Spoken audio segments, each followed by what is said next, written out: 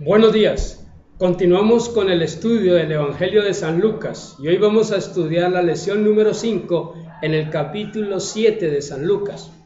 La lección de hoy es que las señales de Jesús son milagros que Él hace a favor de todos nosotros para que no perdamos la confianza en Él. En este capítulo 7 de San Lucas vemos en el verso 2 que el siervo de un centurión, a quien éste quería mucho, estaba enfermo y a punto de morir. Y dice que aquel hombre mandó a algunos que intercedieran ante Jesús por su criado. Y Jesús dijo: yo iré y les sanaré.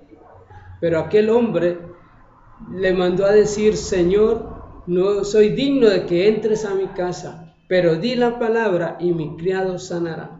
E inmediatamente Jesús dio la señal y aquel criado fue sano. La segunda señal está allí mismo en el verso número 12, cuando dice que Jesús, llegando a la puerta de la ciudad de Naín, llevaban a enterrar a un joven, el hijo de una madre viuda.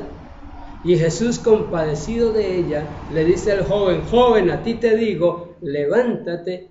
Y en aquel instante aquel joven resucitó y Jesús se lo entregó a su madre, estando el joven vivo.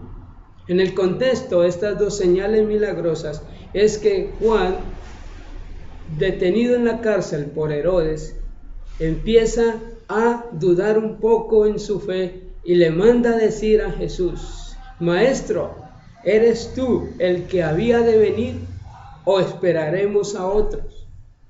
Jesús no da una respuesta directa, sino que inmediatamente dice que empezó a sanar a muchos de enfermedades, de plagas, de malos espíritus, empezó a dar la vista a los ciegos y mandó a decir: díganle a Juan, los ciegos ven, los cojos andan, los leprosos son limpiados, los sordos oyen y los muertos son resucitados, y a los pobres les es anunciado el evangelio del reino de Dios.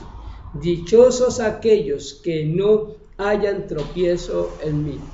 En otras palabras, dichosos aquellos que no pierden la confianza en Jesucristo. Así pues, que las señales milagrosas que el Señor hace es para que ninguno pierda la confianza en Él. Todos aquellos que reciben al Señor y ponen su fe en Él, dice en el verso 29, que justifican la misericordia de Dios al bautizarse con el bautismo del arrepentimiento.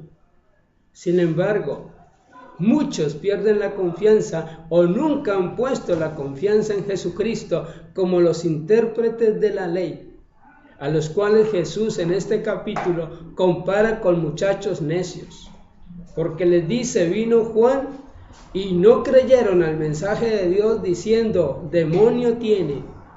Y vino Jesús y tampoco lo recibieron diciendo: este es un hombre comelón, bebedor, amigo de pecadores y de publicanos. Pero el Señor dijo: Dios se justifica en la sabiduría de sus hijos que lo reciben. Recuerda, tú eres un hijo, una hija de Dios sabia que ha puesto su confianza en el autor de la vida, en Jesucristo.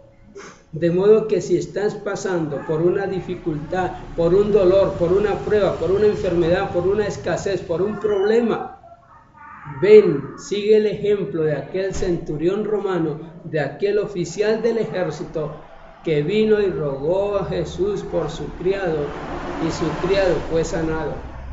Si tú ruegas al Señor con toda tu fe, con toda tu paciencia, aunque tú sepas que no eres digno ni digna de recibir su misericordia, Él te responderá, te sanará o te ayudará.